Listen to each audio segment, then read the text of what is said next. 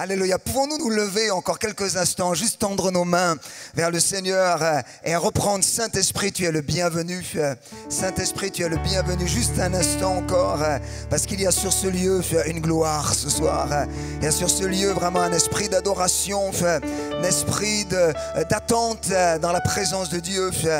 Et ce soir, j'aimerais prier, j'aimerais parler, de la foi. J'aimerais parler de la foi pour plus. La foi pour plus. La foi pour plus. La foi pour plus. Alléluia. Et le plus de Dieu, c'est déjà dans sa présence. C'est quand tu es dans l'onction de Dieu, que tu es dans sa présence, que tu t'attends à lui. Alors là, il y a de la foi pour quelque chose de plus grand. Il y a de la foi pour quelque chose de plus. Alors, encore une fois, lève tes mains et puis chante encore une fois simplement. Saint-Esprit, tu es le bienvenu. Et puis, prendre encore quelques instants pour adorer en langue, pour adorer dans l'Esprit de Dieu. Alléluia. Saint-Esprit, tu es le bienvenu. Non, ce lieu remplit l'atmosphère. Seigneur, nos cœurs soupirent après ta gloire.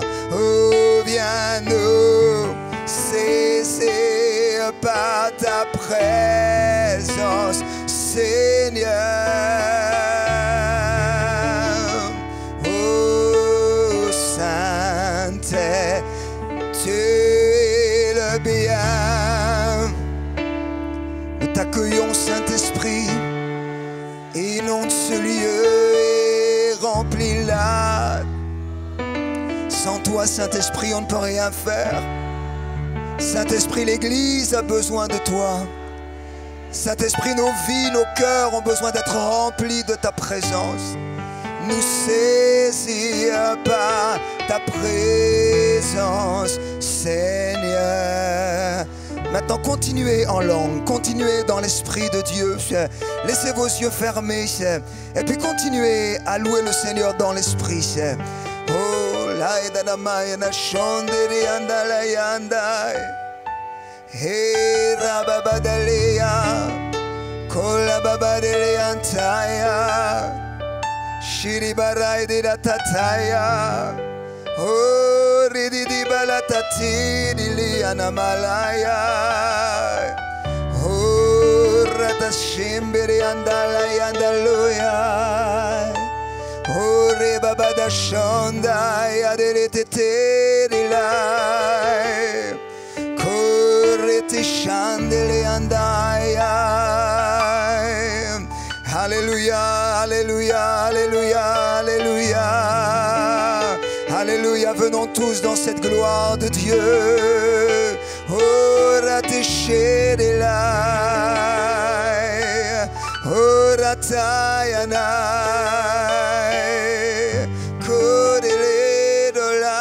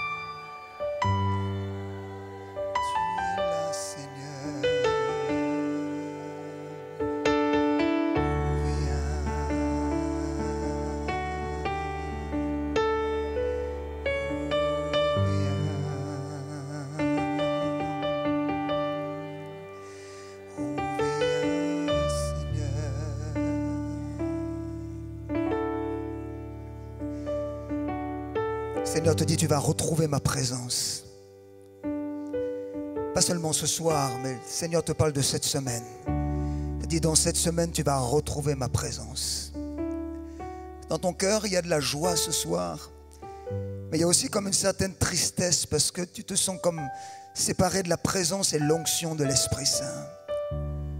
Tu te sens comme séparé de cette gloire.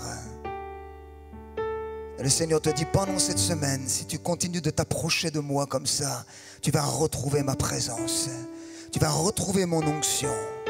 Tu vas retrouver quelque chose que tu as perdu et que je veux te donner, mon enfant. Je veux le renouveler sur ta vie. Parce que tu es un peu comme les parents du Seigneur lorsque ils étaient à Jérusalem et puis ensuite ils sont repartis. Et pendant toute une journée, la parole de Dieu nous dit qu'ils ont marché pour retourner à Nazareth. Ils ne s'étaient pas aperçus que Jésus n'était plus avec eux. Ils ne s'étaient pas aperçus, ils marchaient, ils ne s'étaient pas aperçus que la présence du Seigneur les avait quittés, qu'il n'était plus avec eux. Et ce soir peut-être tu es là et je sens pour plusieurs que comme si vous réalisez alors que nous vivons ces temps glorieux près du Seigneur, vous sentez comme si le Seigneur était plus là, mais il vous dit, eh bien je vais te redonner ma présence, je vais te redonner ma présence, je vais te redonner mon onction et puis ça va être quelque chose de glorieux dans cette année. Alléluia.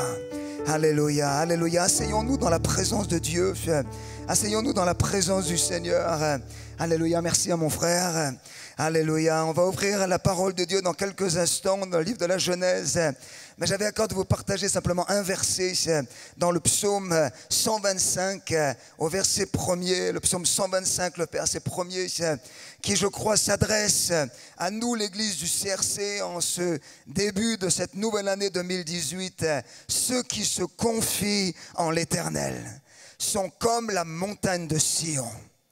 Et voici ce que dit le Seigneur de notre Église. Elle ne chancelle point, mais elle est affermie pour toujours.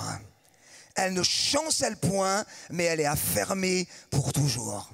Et je voudrais le déclarer sur toute l'Église du CRC. L'Église du CRC est comme une montagne pendant cette année 2018. Et je vous dis, elle ne chancellera pas. Et je vous dis, elle est affermie pour toujours. C'est-à-dire, personne ne pourra arrêter cette église. Vous savez, cette parole, c'était la première parole que le Seigneur m'a donnée en 2018. Le 1er janvier 2018, à 1h du matin, on était encore là avec le pasteur Raoul, peut-être il s'en souvient. On était près de la table là-bas, et presque tout le monde était parti. Il y avait encore quelques sœurs qui étaient en train de nettoyer l'étage. Et vraiment, le Seigneur a donné cette parole. Je l'ai lue. Vous êtes comme la montagne de Sion. Vous ne chancellerez pas. Vous êtes affermis pour toujours. Et vraiment, j'ai dit merci Seigneur parce que ça, c'est la parole pour le CRC. Pendant cette année 2018, nous ne chancellerons pas. Alléluia. Nous sommes affermis pour toujours. Alléluia. Non seulement nous ne chancellerons pas, tu ne chancelleras pas, mais nous allons être affermis et nous allons nous élever et nous allons grandir et nous allons nous édifier et nous allons aller de l'avant. Alléluia. Alléluia. Amen. Alors la foi pour plus. Alléluia. Est-ce que tu peux faire ça? Alléluia. Est-ce que tu peux te tourner maintenant vers ton frère et ta sœur et leur montrer ceci et leur dire « Moi, je veux plus cette année. Moi, je veux plus. » Alléluia. Plus. J'aimerais qu'on ouvre la parole de Dieu dans Genèse, au chapitre 12. Le texte va s'afficher à partir du verset 1er. Genèse chapitre 12, à partir du verset 1er. J'aimerais vous parler de la foi d'un homme, Abraham, qui a désiré plus et à qui le Seigneur a donné plus. L'Éternel dit à Abraham, quitte ton pays, va-t'en de ton pays, de ta patrie et de la maison de ton père dans le pays que je te montrerai. Je ferai de toi une grande nation, je te bénirai, je rendrai ton nom grand et tu seras une source de bénédiction. Je bénirai ceux qui te béniront, je maudirai ceux qui te maudiront et toutes les familles de la terre seront bénies en toi. Et puis dans Hébreux au chapitre 11, à partir du verset 8, il nous est raconté aussi l'histoire d'Abraham, cette fois-ci dans le Nouveau Testament.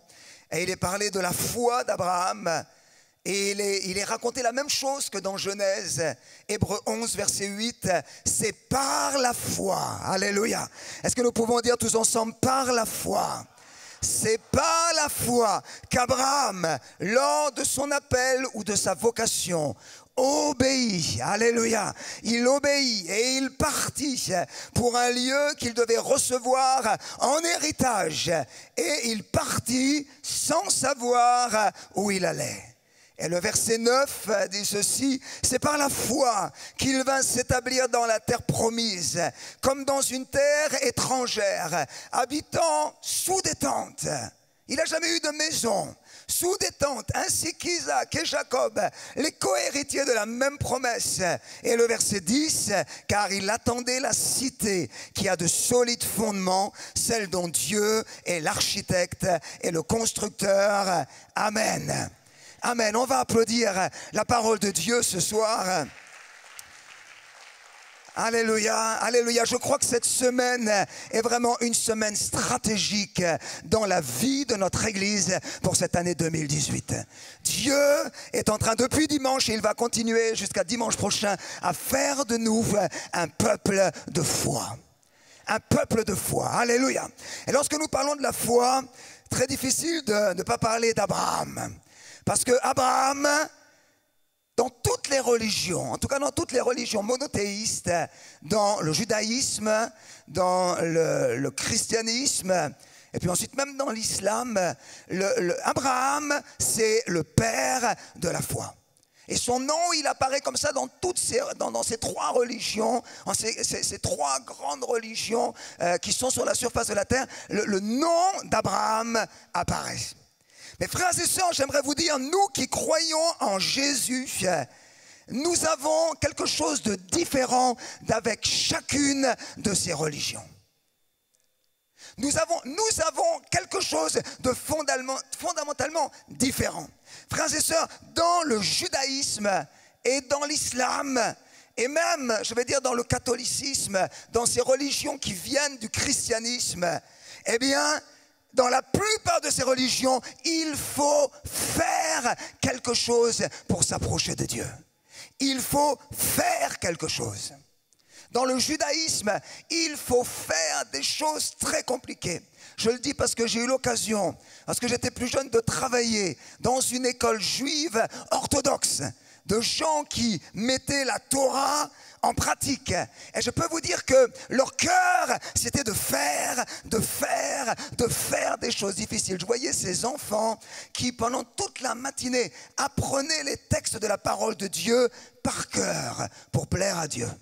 Alors ce n'est pas une mauvaise chose d'apprendre la parole de Dieu par cœur. Nous encourageons même les étudiants de l'école biblique à le faire. Mais c'était quelque chose qu'ils devaient faire. Il y avait des rabbins, je me rappelle, qui comptaient le jour du sabbat, le samedi, comptaient le nombre de pas qu'ils devaient faire parce qu'il y avait un nombre limité. Parce que leur religion, eh bien, c'était faire. Et nous savons aussi dans l'islam, c'est la même chose. Je pense que nous avons tous peut-être des amis musulmans, ou nous avons des connaissances, nous avons des voisins, nous les voyons pratiquer leur religion. Nous savons que dans leur religion, il faut toujours faire des choses. Il faut prier plusieurs fois par jour, s'arrêter et faire. Il faut faire un long jeûne. Le mois de Ramadan, il faut faire des choses, Mes amis, le christianisme, en tout cas ceux qui ont vraiment reçu Jésus, ont quelque chose de différent. Ce n'est pas une religion, ce n'est pas une croyance dans laquelle nous faisons quelque chose. Simplement, le Seigneur nous appelle à croire. Le Seigneur nous appelle à croire. Alléluia. Le Seigneur nous appelle à croire. Frères et sœurs, ma tâche en tant que pasteur, la tâche des serviteurs de Dieu, ce n'est pas de vous dire obéissez. Notre tâche, c'est de vous dire croyez. Parce que si vous arrivez à croire, alors vous allez obéir. Alléluia. Sinon, nous devenons des églises légalistes.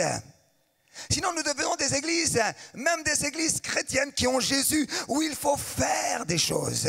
Et où tout ce que nous entendons dans la maison de Dieu, c'est « fais ceci, ne fais pas ceci, fais cela, ne fais pas cela ». Mes frères et sœurs, lorsque nous avons rencontré Jésus, ce n'est pas ça que nous avons rencontré. Nous avons rencontré quelqu'un qui nous a dit « si tu crois, tu seras sauvé ». Si tu crois, tu seras sauvé. Si tu crois, tu seras sauvé. Alléluia. Alléluia. L'évangile, c'est le juste vivra par la foi. Alléluia. Le juste vivra par la foi. Le juste vivra par la foi. Pas seulement le pasteur, pas seulement les anciens, les responsables de l'église. C'est pas seulement tu seras sauvé le jour où tu as rencontré Jésus par la foi. C'est pas seulement tu seras pardonné par la foi. C'est pas seulement tu vas pouvoir servir par la foi. Mais c'est chaque jour de ta vie, tu vas vivre par la foi. Tu vas vivre en t'attendant au Seigneur. Tu vas vivre en comptant sur le Seigneur. Tu vas vivre en lui faisant confiance. Alléluia. Mes frères et sœurs, il n'y a rien qui peut remplacer la foi. Tu peux venir ici, tu peux verser ici des torrents de larmes pour demander pardon à Dieu. Tu peux crier pendant des heures pour être délivré, pour que le Seigneur t'aide à t'obéir. Mon frère, ma soeur, ça ne remplacera jamais la simple confiance dans le Seigneur. Le Seigneur est celui qui, par la foi, veut te donner la victoire. Et je voudrais vraiment dire, Dieu cherche la foi. Dieu cherche la foi. Alléluia. Je dirais avant même ton obéissance, Dieu cherche la foi. L'obéissance, c'est une conséquence de ta marche par la foi. C'est parce que tu marches par la foi que Dieu te donne la force, la capacité, la puissance de pouvoir obéir. Et voyez-vous, si on regarde la vie d'Abraham, honnêtement, on voit que sa vie n'a pas été toujours un exemple d'obéissance. On voit que c'est un homme qui a menti. On voit que c'est un homme qui a désobéi au Seigneur. Le Seigneur lui a dit de ne pas aller en Égypte, il est allé quand même. On voit que c'est un homme qui a mis en jeu même son honneur de serviteur de Dieu, faisant des choses qui n'étaient pas à la gloire du Seigneur, des mensonges. Mon frère, ma soeur, et pourtant, la parole de Dieu nous dit que Dieu l'a justifié. Que Dieu l'a justifié. Alléluia. Il n'a pas obéi, il a menti, il a fait des choses que Dieu désapprouvait et pourtant Dieu l'a considéré comme juste. Mes amis, pourquoi? Simplement parce que il a cru. Il a cru. Alléluia. Comment as-tu été sauvé? As-tu été sauvé par ton obéissance? Tu as fait tellement d'efforts pour obéir à Dieu que finalement, un jour il a dit, c'est bon, je te sauve. Nous savons bien sûr que non, nous sommes sauvés par la foi. La victoire qui triomphe du monde, c'est notre foi. C'est ta foi, c'est ta foi. Alléluia. Et c'est pour ça que pendant toute une première partie de l'année en tout cas, nous aurons ce verset qui est une parole de Jésus. Et je dirais qu'il est un principe universel que Jésus a donné à tous ceux qui lui font confiance. Il te sera fait selon ta foi. Il te sera fait selon ta foi. Alléluia. Ça veut dire que ce que nous allons vivre en 2018, ça dépend d'abord de toi. Ça dépend d'abord de moi. Ça dépend d'abord de nous. Alléluia. Jésus n'a jamais dit à quelqu'un qu'il te soit fait selon ma foi. Jamais, jamais on trouve Jésus qui dit tu as été guéri à cause de ma foi. Non, Jésus toujours dit qu'il te soit fait selon ta foi. Selon ta foi, selon ta foi. Alors j'aimerais que tu te retournes vers le frère, la soeur qui est à côté de toi et que tu le regardes bien droit dans les yeux et tu lui dis qu'il te soit fait en 2018 selon ta foi. Qu'il te soit fait selon ta foi. Selon ta foi. Selon ta foi. Selon ta foi. Ça veut dire quelque chose de simple. Si tu as une grande foi, tu verras de grandes choses. C'est ça que ça veut dire, vous comprenez? Si tu as une petite foi, tu verras des petites choses. Ça veut dire crois Jésus pour des grandes choses et cette année tu vas voir des grandes choses. Crois Jésus pour des grandes choses au milieu de l'église du CRC et nous allons voir des grandes choses. Mais limite Jésus à des petites choses. Limite Jésus à des petites choses. Au sein de notre église, nous ne verrons que des petites choses. Mes frères et sœurs, je sais que l'église du CRC est décidée à vivre des grandes choses en 2018. À vivre des grandes choses en 2018. Alléluia. Mais ça dépend de nous. Alléluia. À Nazareth, il est dit qu'il y avait des malades. Je crois que c'est dans Marc, chapitre 6, il y avait beaucoup de gens qui étaient malades. Et la Bible dit que Jésus ne put faire là aucun... Ce n'est pas qu'il n'a pas voulu le faire. La Bible dit il n'a pas pu faire beaucoup de miracles. Et la Bible dit il s'étonnait de leur incrédulité. Est-ce que c'était parce qu'à Nazareth, les maladies étaient plus graves qu'ailleurs? Bien sûr que non. Est-ce que c'était parce que les démons étaient plus puissants à Nazareth qu'ailleurs? Bien sûr que non. Mais c'est parce que les hommes et les femmes qui habitaient à Nazareth n'ont pas pu mettre leur foi en Jésus, n'ont pas pu mettre leur confiance en Jésus. Mon frère, ma sœur, Jésus n'a jamais dit à quelqu'un que ta sagesse est grande. Il n'a jamais dit à quelqu'un que ton amour est grand. Il n'a jamais dit à quelqu'un que ta consécration est grande. Par contre, nous le voyons plusieurs fois dans l'Évangile, s'arrêter devant des hommes, devant des femmes et leur dire « Oh, que ta foi est grande !» Oh, que ta foi est grande. Voulons-nous étonner Jésus en 2018? Voulons-nous étonner notre Seigneur en 2018? Je vais vous dire, nous ne pourrons l'étonner que par notre foi, que par des cœurs qui lui font confiance. Seigneur, je te fais confiance. Alléluia, alléluia. Frères et sœurs, quelle est cette foi? Et c'est de ça que je voudrais parler ce soir. Quelle est cette foi qui doit remplir nos cœurs pour l'année 2018? Alors, je voudrais dire que parfois, il me semble que nous réduisons la foi à des choses tellement petites. Nous réduisons la foi souvent à des choses tellement terrestres. Nous réduisons la foi souvent à des choses tellement matérielles. C'est-à-dire nous pensons, et peut-être parfois nous les prédicateurs, on est responsables parce qu'on n'explique peut-être pas assez bien les choses, ou on insiste peut-être trop sur les choses terrestres, mais souvent quand des chrétiens sont là dans l'église et qu'on parle de foi, alors ils pensent peut-être au mariage qu'ils attendent. Ah voilà, le prédicateur prêche la foi, je vais croire pour mon mariage. Alors, c'est formidable. Si tu veux te marier, crois, le Seigneur va te donner un bon mari et une bonne épouse.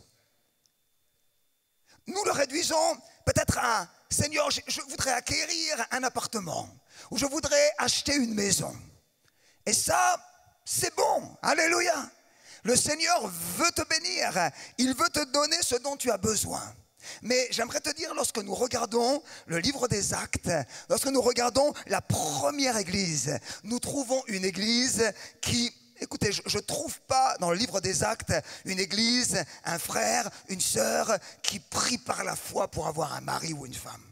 Je ne trouve pas quelqu'un qui prie pour avoir une nouvelle maison. Je ne trouve pas quelqu'un qui demande par la foi, Seigneur, agrandis la terrasse de mon jardin. Seigneur, donne-moi une piscine. Je ne trouve pas ça dans le livre des Actes. Ce que je trouve, c'est une église qui est remplie de foi pour le salut des âmes. Une église remplie de foi pour le salut des âmes. Alléluia. Et frères et sœurs, quand nous parlons de foi, je voudrais que vraiment nous voyions d'abord la foi comme quelque chose qui va nous conduire à conquérir pour le Seigneur. Quelque chose qui va nous conduire vraiment à élargir l'Église. Quelque chose qui va nous conduire à avoir un service plus puissant au milieu de cette région dans laquelle Dieu nous a placés. J'aimerais que nous voyions la foi comme ses premiers disciples. Alléluia. Cherchez d'abord le royaume de Dieu et toutes les autres choses vous seront données par-dessus. Ça veut dire ton mariage, ça veut dire ta maison, ça veut dire la nouvelle terrasse, ça veut dire la piscine et tout ce que tu veux, le nouvel écran dont tu rêves et tu regardes chaque fois que tu passes à Carrefour combien ça coûte et quand tu pourras l'acheter. Mon frère, ma soeur, ça Dieu va te le donner. Tu n'as même pas besoin de demander. Occupe-toi des âmes, occupe-toi du salut des âmes et Dieu va agir. Dieu va agir, Dieu va agir. Nous trouvons une église, alléluia. Nous trouvons une église, frères et sœurs, qui est passionnée par le salut des âmes. Et la foi de l'apôtre Paul, elle est entièrement dirigée sur les âmes. Et la foi de Pierre, la foi de Jacques, la foi de Jean, de ces apôtres de la parole de Dieu, eh bien, elle est centrée sur ça, sur évangéliser, apporter la parole de Dieu, édifier l'Église, la construire. Alléluia, alléluia, alléluia. Alors, j'aimerais simplement dire 3 choses sur la foi d'Abraham. Et ensuite, j'aimerais que nous puissions nous approcher du Seigneur, parce que je crois que Dieu veut nous visiter pendant cette soirée. Et j'aimerais dire 3 choses. Certaines choses, on les a peut-être déjà entendues depuis dimanche, mais je crois qu'elles sont importantes. La première chose que je veux dire, c'est que nous voyons dans Genèse au chapitre 12 que la foi d'Abraham, alors d'abord la foi d'Abraham, en fait ça a d'abord été la foi de son papa. C'est son papa qui d'abord est parti à Charan. Et je voudrais vous encourager, vous qui avez des parents chrétiens, à être reconnaissants au Seigneur pour ceux qui vous ont élevés dans la foi chrétienne. Si Abraham a été là où il en est, si Abraham a pu devenir un homme de foi, c'est d'abord parce qu'avant son papa Térak avait été lui-même un homme de foi, il était lui-même parti vers le pays de Canaan. C'est une parenthèse. Mais nous savons ce qui s'est passé. Lorsqu'ils sont partis pour le pays de Canaan, eh bien, ils ont fait une halte à Charan, dans une belle ville. Et là, la parole de Dieu nous dit qu'ils se sont arrêtés. Et en fait, au moment où ils se sont arrêtés à Charan, tout s'est arrêté. Il y a eu comme un arrêt de l'œuvre de Dieu. Il y a eu comme un stop à ce que Dieu avait commencé dans la vie d'Abraham et dans la vie de sa famille. Et tout s'est arrêté. Et ce soir, je crois que peut-être pour certains parmi nous, il y a des choses qui se sont arrêtées. Il y a des choses dans ta vie, dans ta vie de service, dans ta communion avec le Seigneur. Tu sais que ces choses, elles sont comme stoppées aujourd'hui. Elles sont comme arrêtées. Alors il y a plusieurs raisons, et je ne veux pas énumérer ici. Il y a beaucoup de circonstances qui font que parfois l'œuvre de Dieu, elle est arrêtée. Mais je crois que cette rencontre, elle est là ce soir pour te dire, si comme Abraham et sa famille, eh bien, il y a quelque chose qui s'est arrêté dans ta marche avec Dieu. J'aimerais te dire ce soir, Dieu te donne de la foi pour pouvoir repartir. Et pour que ce qui a été arrêté redémarre. Alléluia. Ce soir, Dieu veut que les choses qui ont été arrêtées redémarrent. Et alors, la première chose que nous voyons dans ce texte de Genèse 12, c'est que tout commence par une parole que Dieu lance à Abraham. Une parole que Dieu va lancer à Abraham, nous l'avons lu. Maintenant, tu t'en vas, tu quittes ton pays, tu quittes ta famille, la maison de ton père, tu quittes la nation dans laquelle tu habites, et puis tu pars pour un pays que je te montrerai. Frères et sœurs, je voudrais vraiment qu'au début de cette année, nous replacions la Bible, la parole de Dieu, au centre de notre vie. Il n'y a pas de foi sans des hommes et des femmes dont la vie est basée sur la parole de Dieu. Il n'y a pas de foi sans des hommes et des femmes qui lisent, méditent, étudient la parole de Dieu et reçoivent au travers de cette parole les directions pour leur vie. C'est intéressant, quand on lit la vie d'Abraham, évidemment, Abraham n'avait pas de Bible, n'est-ce pas? Abraham, ce qu'il a entendu, je ne sais pas si c'était quelque chose d'audible, en tout cas, il ne l'a pas lu dans un livre. La parole qu'il a entendue, elle venait directement de Dieu. C'était Dieu qui lui a dit, maintenant, va-t'en de ton pays. Il n'y avait pas un livre dans lequel il l'a lu. Mes amis, mais il a cru cette parole qu'il avait entendue de la part de Dieu. Et il a dit, ça, c'est la parole du Seigneur. Frères et sœurs, à combien plus forte raison, nous qui avons la révélation entière de la parole de Dieu, ne devrions-nous pas prendre du temps pour nous tenir dans cette parole, jour après jour, la lire, la méditer, être avec cette parole, parce qu'au travers de cette parole, Dieu va nous conduire. Il faut que cette parole que tu lis devienne une parole vivante. Et il y a des directions que Dieu veut te donner. Il y a des directions que Dieu veut donner à l'Église. Nous l'avons entendu pendant ces journées. Mais le départ de la foi, le démarrage de la foi, c'est quand tu reçois une parole de Dieu. Alléluia. Et quand c'est vraiment une parole de Dieu, tu vas la garder, tu vas la protéger, tu vas prier, tu vas agir sur cette parole, tu vas lui obéir, je dirais, mais même jusqu'à la mort. Alléluia. Si c'est vraiment une parole de Dieu, tu vas la croire jusqu'au bout. Alléluia. Je dirais même si Même si tu ne voyais pas la réalisation sur cette terre, lors de ton passage terrestre, tu sais que c'est Dieu qui l'a dit. Avec, il y a des gens dans cette église qui sont morts sans avoir vu la réalisation de la vision. Vous savez qu'il y a des gens qui ont été là au tout début de l'église et qui ont cru que Dieu donnerait une église avec des milliers de personnes. À une époque où l'église était toute petite, il y a des frères et des sœurs plus anciens qui ont cru. Alléluia. Ils ont cru, ils ont entendu la vision et ils ont dit ça c'est la parole de Dieu. Pour ceux qui sont là depuis longtemps, moi je me souviens du frère Paul Billet. C'était un monsieur très âgé, déjà au tout début de l'église, il était déjà très âgé. Un vieux monsieur, 80 ans. Quand il priait dans la maison de Dieu, il priait très très fort. Il invoquait le sang de Jésus. Et ensuite il est tombé malade, il a été hospitalisé, et puis il a fini sa vie dans une maison de retraite. Mais chaque fois qu'on allait le visiter, il priait avec nous. Et il priait pour la vision du CRC.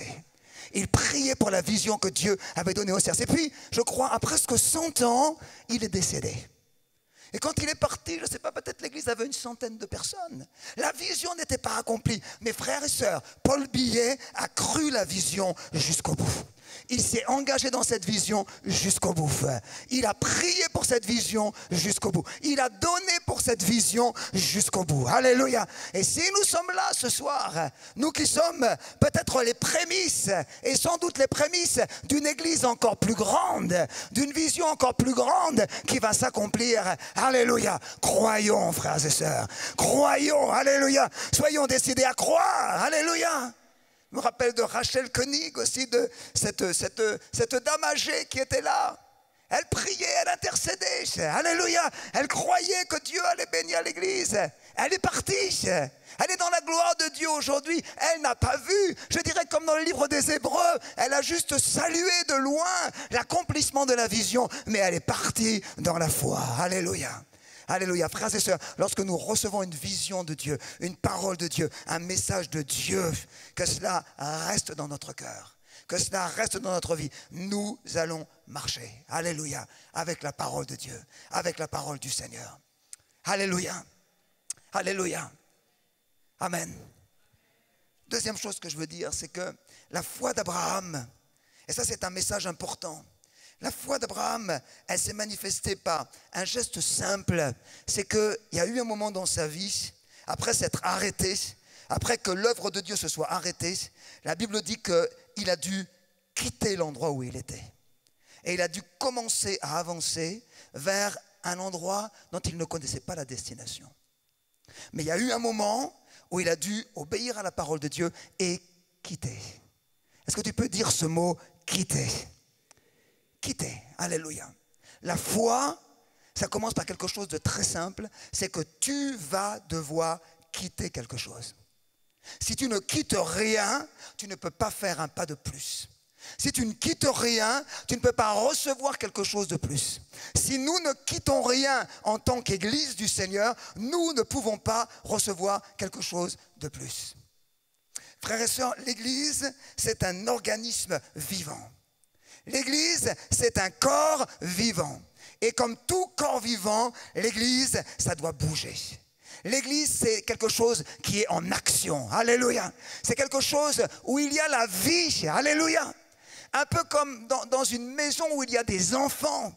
Eh bien, il y a la vie, il y a peut-être des cris, il y a peut-être beaucoup d'agitation, mais tu sais que parce qu'il y a des enfants, c'est la vie. Eh bien, l'Église du Seigneur, eh bien, c'est un corps vivant. Alléluia. Mais parfois, malheureusement, l'Église, elle est arrêtée. Parfois, il y a des choses qui s'arrêtent, et alors l'Église n'est plus que comme un corps handicapé. L'Église n'est que parfois même un corps mort. Et c'est pour ça que quand nous sommes dans des situations comme ça, Dieu nous parle et il nous dit maintenant, il faut que tu quittes. Alléluia. Te montre peut-être là-bas. C'est là-bas que je veux t'amener. Je veux t'amener vers cette destination. Si tu restes ici, rien ne peut se passer. Tu peux voir les belles choses que Dieu va faire. Tu peux contempler le beau pays que Dieu veut donner. Mais s'il n'y a pas un moment où tu te lèves et tu dis maintenant je vais quitter l'endroit où je suis et je vais me diriger vers cette destination par la foi, rien ne se passera. Et c'est pour ça que j'aimerais vous dire ce soir, je crois que c'est un moment marqué où nous avons besoin de quitter certaines choses. Tout à l'heure, dans la rencontre du matin, on a reçu une parole forte. Et je crois qu'elle va dans le même sens. Cette parole nous disait que tes progrès soient évidents pour tous. C'est une parole qui est issue du livre de Timothée, une parole que Paul adressait à Timothée, que tes progrès soient évidents pour tous. Mes frères et sœurs, si nous voulons avancer, si nous voulons voir de plus grandes choses, alors c'est vrai qu'il faut quitter afin que nos services, afin que ce que nous faisons dans la maison de Dieu progresse et avance. Alléluia. Tu veux progresser? Tu veux voir les services de l'Église progresser? Peut-être tu es dans l'intercession. Est-ce que tu veux voir ce service progresser pendant cette année 2018? Tu es dans la louange. Est-ce que tu veux voir l'équipe de louange progresser, avancer? Tu t'occupes des enfants. Est-ce que tu veux voir ce service avancer, se développer? Tu t'occupes de services dans l'évangélisation. Tu t'occupes des personnes âgées. Est-ce que tu veux voir les choses progresser? Mon frère, ma soeur, ça va demander de quitter certaines choses. Comme cette femme avec la perte de sang, elle a dû quitter sa maison. Elle a dû sortir de sa maison pour voir la gloire de Dieu. Nous allons vivre de nouvelles choses pendant cette année 2018. Nous allons vivre de nouvelles choses. Le 28 janvier, nous l'avons annoncé, nous allons commencer à diffuser nos cultes en direct. Frères et sœurs, ça va nous obliger à bouger. Ça va nous obliger peut-être à réorganiser notre culte. Est-ce que nous sommes prêts à cela? Ça va nous obliger à réorganiser notre service pour suivre les personnes qui vont se connecter sur le site. Est-ce que nous sommes prêts à ça? Nous allons, à partir de la rentrée de septembre 2018, avoir une école primaire, une école maternelle qui va ouvrir. Moi, je ne connais rien dans ce domaine-là, à part que j'ai été enseignant, mais dans la direction de quelque chose comme ça. On ne connaît rien dans l'église, mais ça va nous demander de bouger. Alléluia. Ça va nous demander de changer de place. Ça va nous demander d'avancer. Frères et sœurs, il nous faut à certains moments quitter certaines choses pour pouvoir avancer et voir la gloire de Dieu. Alors c'est vrai que quitter, c'est pas toujours facile. Quitter, des fois c'est difficile parce que parfois on a toujours fait la même chose et peut-être il y a des dimensions de ta vie où tu as l'impression que c'est toujours la même chose. Peut-être ce soir, eh bien, il faut te séparer de cela et dire cette année, Seigneur, je veux plus. Alléluia. Et même s'il y a quelque chose qui doit changer, que tu veux changer dans ma vie, Seigneur, dans ma marche avec toi, Seigneur, je veux que ça change. Alléluia. Peut-être des habitudes. Quitte tes habitudes pour voir la gloire de Dieu. Quitte tes habitudes, bouge pour avancer et voir le Seigneur agir. Alléluia. Mon frère, ma soeur, si tu veux voir quelque chose de plus grand, si tu veux voir plus, alors il faut accepter de quitter et de bouger. Alléluia. Sinon, si nous restons toujours les mêmes, si nous voyons toujours les mêmes choses, alors il y a quelque chose qui doit nous interpeller. Seigneur, il faut que ça change. Un peu comme si un enfant en CP, à 6 ans, on lui apprend à lire A, B, C, D, E, F, G, etc. C'est formidable, il apprend. Mais si cet enfant, vous le retrouvez au CM2, il est toujours en train d'apprendre A, B, C, D, E, F, G, vous allez vous dire, il y a un problème. Mais si en classe de terminale, vous voyez toujours en train de dire A, B, C, D, E, F, G, là vous vous dites, il y a un gros problème. Et c'est la même chose dans l'œuvre de Dieu, c'est la même chose dans notre relation avec le Seigneur, c'est la même chose dans notre vie de service. Il nous faut désirer avancer, il nous faut désirer aller de l'avant. Alléluia, alléluia. Reçois la parole de Dieu et puis sois décidé à quitter. Alléluia, à quitter. Je voudrais le dire parce que peut-être aussi, certains parmi nous, Dieu vous appelle. Dieu vous appelle, vous entendez la voix de Dieu. Peut-être vous avez entendu la voix de Dieu par rapport à un service dans l'église. Ou même peut-être, et nous prions pour cela avec les responsables de l'église, peut-être vous avez entendu la voix de Dieu pour un ministère, pour un appel. Peut-être dans votre cœur, vous avez entendu le Seigneur vous parler. Un jour, tu seras pasteur. Est-ce que nous croyons cela? Est-ce que nous croyons ça? Est-ce que nous croyons ça? Si nous ne le croyons pas, nous ne pouvons pas le voir. Mais nous croyons, en tant que responsables de l'Église, qu'il y a des frères et des sœurs, et même des jeunes frères et sœurs, à qui Dieu envoie son appel. que Dieu appelle pour dire, lève-toi, je veux me servir de toi dans cette maison pour être un serviteur de Dieu, pour être un évangéliste. Alléluia. Peut-être même dans l'avenir pour devenir un apôtre pour la France. Merci pour votre enthousiasme. Mais nous croyons cela. Alléluia. Et c'est pour ça que ce soir, j'aimerais dire, si tu as un appel sur ta vie, si tu as entendu la voix de Dieu, et peut-être tu ne sais pas quoi en faire, tu ne sais pas quoi faire de cela, j'aimerais te dire déjà, quitte ton incrédulité, quitte tes doutes, quitte les paroles que tu entends et dans lesquelles tu te dis mais c'est pas possible et comment je vais le faire, et commence à avancer vers l'appel que Dieu t'a donné. Il y a au milieu de nous des serviteurs, des servantes qui vont être là pour t'aider. Alléluia. Mais nous avons besoin qu'au milieu de l'église, il y ait des jeunes et des moins jeunes qui se lèvent et qui disent « Je veux quitter là où j'en suis, je ne veux pas rester là. Je ne veux pas être juste un bon chrétien qui vient le dimanche et puis ça s'arrête là. Mais je veux accomplir le plan que Dieu a préparé pour moi. » Voyez-vous, ça c'était une marque de l'église primitive. C'était des hommes, des femmes qui voulaient accomplir le plan de Dieu pour leur vie. Et quand l'apôtre Paul rencontre Jésus, la première parole qui sort de sa bouche, c'est « Seigneur, qu'est-ce que tu veux que je fasse ? Seigneur, qu'est-ce que tu veux que je fasse ? Seigneur, qu'est-ce que... » Et dans Acte 13, lorsqu'ils sont là à Antioche, ils sont en train de prier, ils sont dans la présence de Dieu comme nous le sommes pendant cette semaine. Alors ils sont simplement en train de s'attendre au Seigneur pour l'église d'Antioche. Seigneur, qu'est-ce que tu veux faire dans l'église d'Antioche ? Seigneur, comment est-ce que tu veux nous conduire ? Comment est-ce que tu veux diriger cette église ? Seigneur, quels sont les ministères que tu as placés au milieu de nous ? Et ensuite dans Acte 16, nous connaissons l'histoire lorsque l'apôtre Paul et son équipe ne savent pas où se diriger. Alors une nuit, l'apôtre Paul reçoit une vision et il voit un homme de Macédoine, un Européen, qui vient vers lui et qui lui dit « Eh bien, Paul, viens nous secourir en Macédoine. » Et alors il dit « Voilà la direction de Dieu, la direction du Seigneur. » Et ils vont être les premiers missionnaires en Europe. Alléluia.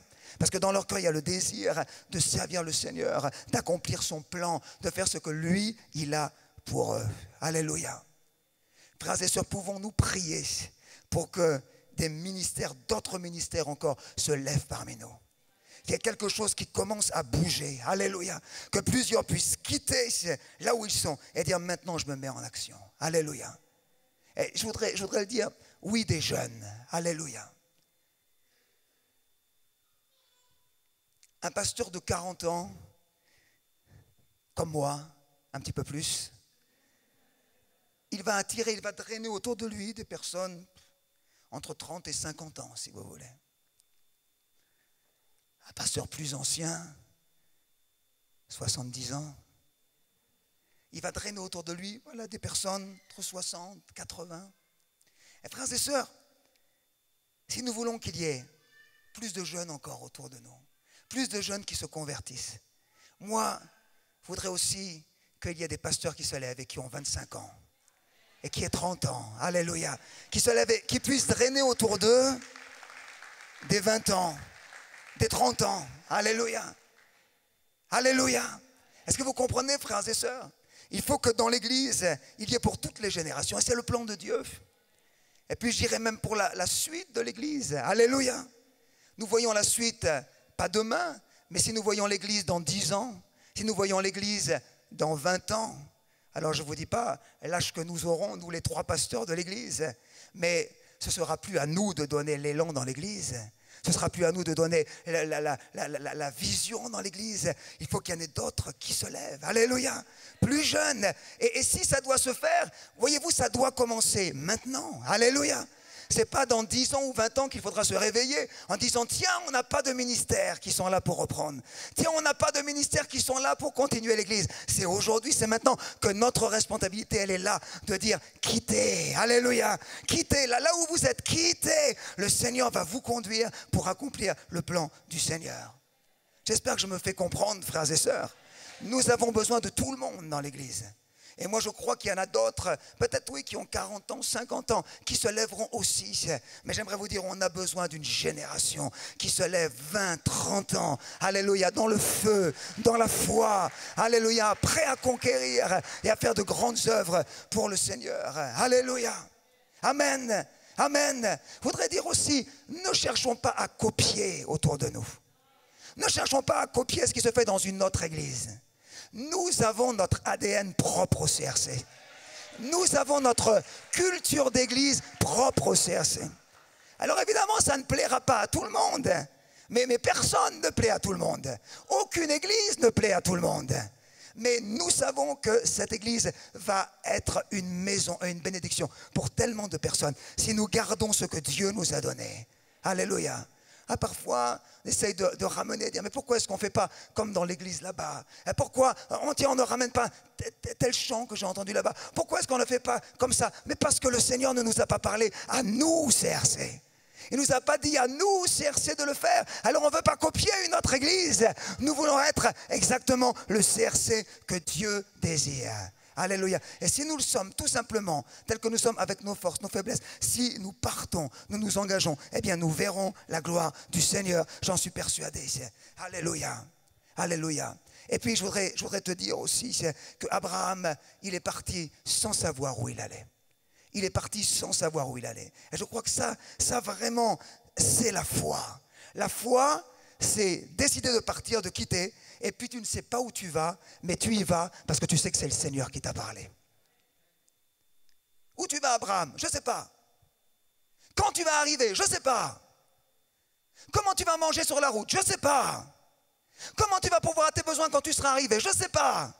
Combien de temps ça va durer là-bas à Canaan? Je ne sais pas. Où tu vas habiter, Abraham, pendant tout ce temps? Je ne sais pas, je ne sais pas, je ne sais pas, je ne sais pas. Tout ce que je sais, c'est que Dieu m'a parlé. Alors maintenant, j'obéis, j'y vais, même si c'est pour un endroit que je ne connais pas. Alléluia. Frères et sœurs, je sais bien que parfois, on aimerait que dans l'église, on ait un plan pour 10 ans ou pour 20 ans. Pasteur, montre-nous, dis-nous comment ça va être dans 10 ans. Dis-nous comment ça va être dans 20 ans. Dis-nous. Mais je vous dis la vérité, nous ne savons pas. Nous ne savons pas. Comme il y a 10 ans, on ne savait pas qu'on se retrouverait ici. On ne savait pas, il y a beaucoup de choses qu'on ne savait pas, mais on a continué d'avancer, de marcher, en disant c'est le Seigneur qui nous conduit, on y va, alléluia. Regardez ce que le Seigneur a fait, alléluia.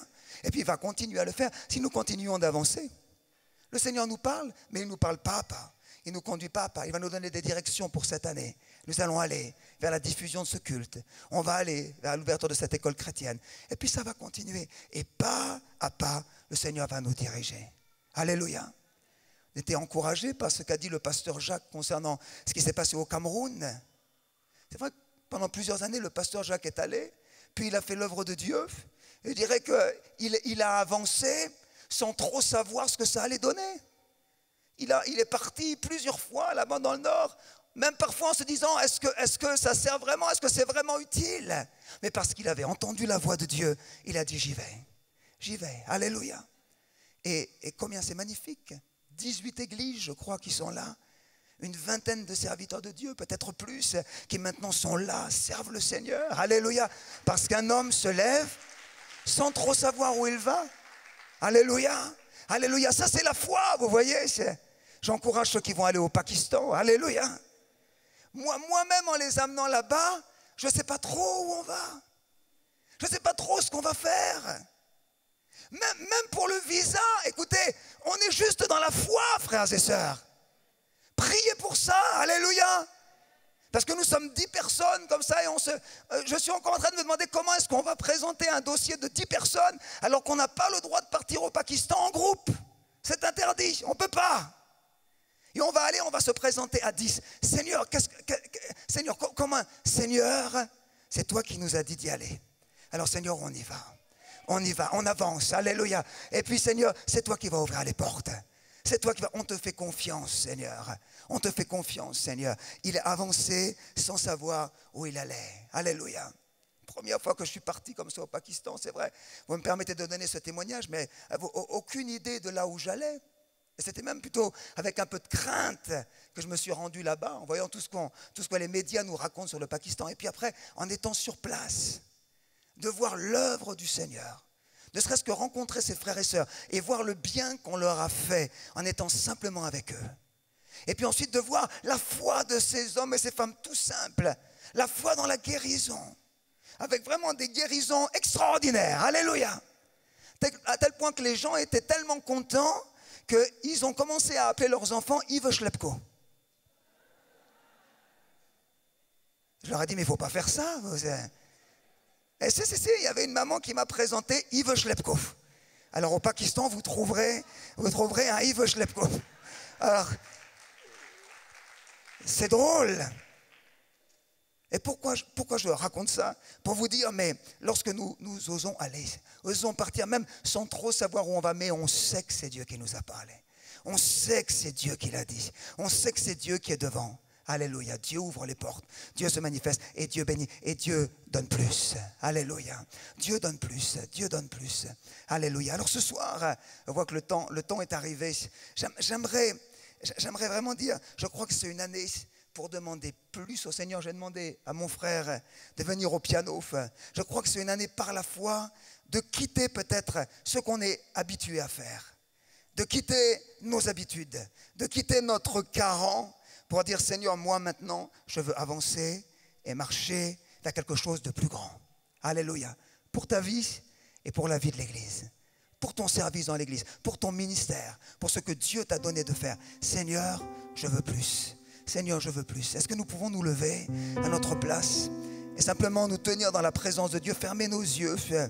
Alléluia. Quelque chose de nouveau, quelque chose de nouveau, quelque chose de nouveau, Jésus, quelque chose de nouveau, quelque chose de nouveau, quelque chose de nouveau, Jésus. Ainsi, tu veux plus pendant cette année qui commence, tu veux plus dans cette année 2018, simplement lève tes mains et on va rechanter ensemble. Alléluia. Si tu as soif de plus dans ton cœur, et ce soir, comme Abraham, tu entends la voix de Dieu qui te dit, eh bien, lève-toi, avance, quitte là où tu es, et puis, vas-y, marche par la foi, avance par la foi. Alléluia. On va prier ensuite. Alléluia. Quelque chose de nouveau, quelque chose de nouveau, quelque chose de nouveau, Jésus, quelque chose de nouveau, quelque chose de nouveau, quelque chose de nouveau, Jésus. Alléluia. Commence à prier là où tu es et commence à demander au Seigneur quelque chose de nouveau, Seigneur. Seigneur, je veux plus dans cette année qui commence. Seigneur, je veux plus, Seigneur. Je veux vivre quelque chose de plus grand, Seigneur. Seigneur, je le veux, Seigneur. Et je te le dis ce soir, Seigneur. Je te le dis ce soir. Seigneur, je prie, Seigneur, ce soir. Je m'approche de toi maintenant, Seigneur. Comme Abraham, Seigneur, j'entends ta voix, Seigneur, et je sais, Seigneur, que là où je suis, ce n'est pas la destination finale, Seigneur. Je sais que tu m'appelles à quelque chose de plus grand, Seigneur. Je sais que tu m'appelles à quitter, Seigneur. Alors, Seigneur, je te parle maintenant, Seigneur. Je m'approche de toi et je te dis, Seigneur, oui, je quitte, Seigneur. Oui, je quitte maintenant, Seigneur. Seigneur, mon Dieu, je veux quelque chose de nouveau. Alléluia, Seigneur, fais-le maintenant, Seigneur. Seigneur, fais-le dans cette semaine, Seigneur, où nous sommes dans ta présence. Seigneur, tu vas ranimer, Seigneur, des choses qui ont été éteintes, Seigneur. Tu vas faire repartir, Seigneur, des actions qui ont été arrêtées, Seigneur. Seigneur, dans ta présence, sous ton onction, Seigneur, vraiment tu vas agir, Seigneur. Seigneur, il y a vraiment des cœurs qui vont se lever pour toi et qui se lèvent maintenant pour toi, Seigneur. Des ministères qui vont se lever lever, Seigneur, et nous allons les voir, Seigneur.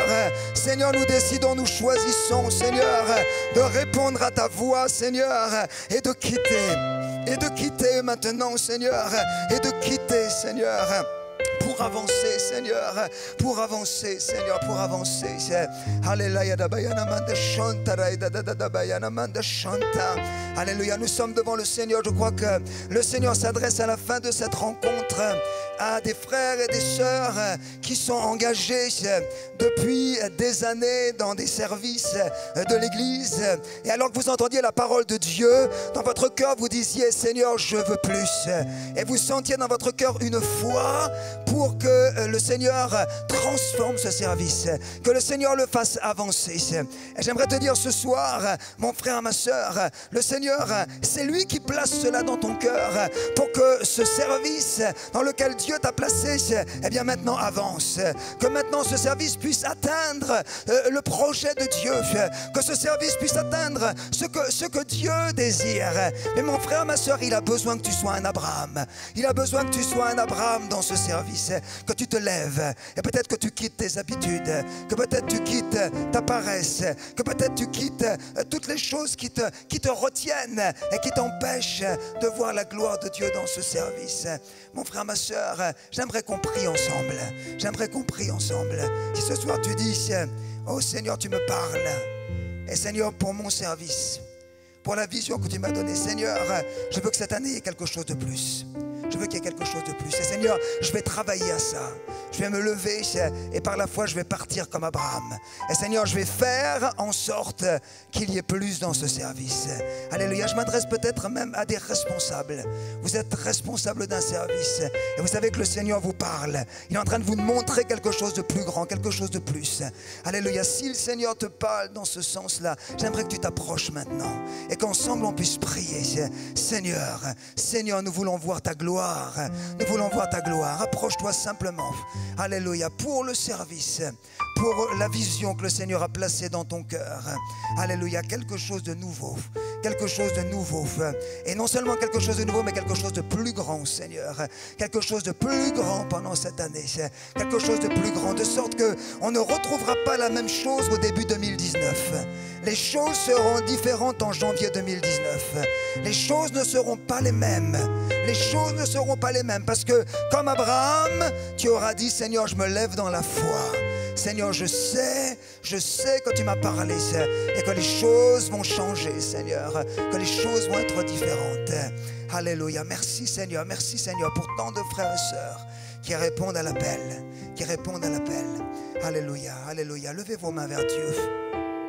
Alléluia, levez vos mains vers Dieu. Alléluia, Dieu va faire quelque chose de nouveau. Dieu va souffler sur votre service. Alléluia, alors que vous serez en action pour dire, Seigneur, les choses doivent changer. Les choses doivent évoluer. Les choses doivent être différentes. Alléluia, alléluia, alléluia. Simplement dans votre cœur, priez. Dans votre cœur, demandez au Seigneur. Ouvrez votre cœur à Jésus et parlez-lui. Dites-lui, Seigneur, voici mon service. Seigneur, voici le service. Seigneur, je m'attends à toi. Je m'attends à toi pour que ça bouge. Je m'attends à toi pour que ça change. Seigneur, moi je quitte moi-même. Seigneur, je quitte mon confort. Seigneur, je quitte mes habitudes. Seigneur, je veux voir ta gloire. Seigneur, je veux voir ta gloire. Je veux voir ta gloire dans cette année. Seigneur, alléluia, alléluia. J'avancerai, Seigneur, même sans savoir exactement où ça me mène. Mais Seigneur, je vais avancer avec l'ensemble de la vision de l'Église. Nous allons développer les choses. Nous allons agrandir les choses. Alléluia. Merci Seigneur. Merci Jésus. Est-ce que je pourrais demander aux pasteurs de l'Église et puis aux frères et sœurs qui sont anciens et diacres de s'approcher, d'imposer les mains sur ceux qui se sont approchés et de leur dire, eh bien oui, avance par la foi. Avance par la foi. Alléluia. Alors même que les pasteurs commencent à prier, Saint-Esprit vraiment te montre, il est en train de verser sur ton cœur une parole, une pensée. Il te montre ce que tu vas devoir faire. Écoute-le, écoute la voix du Saint-Esprit. Alléluia. Prions simplement, courtement pour ceux qui se sont approchés. Alléluia. Quelque chose de nouveau. Quelque chose de nouveau. Quelque chose de nouveau. Jésus.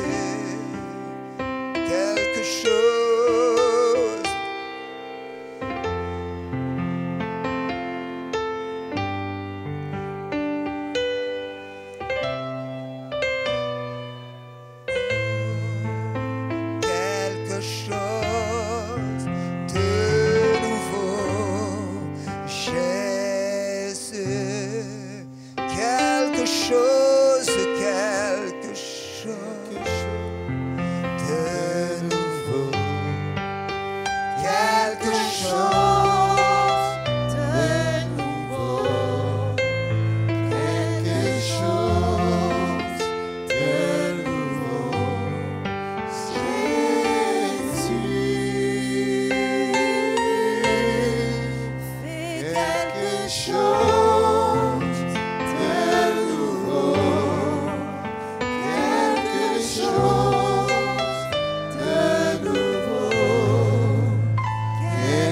chose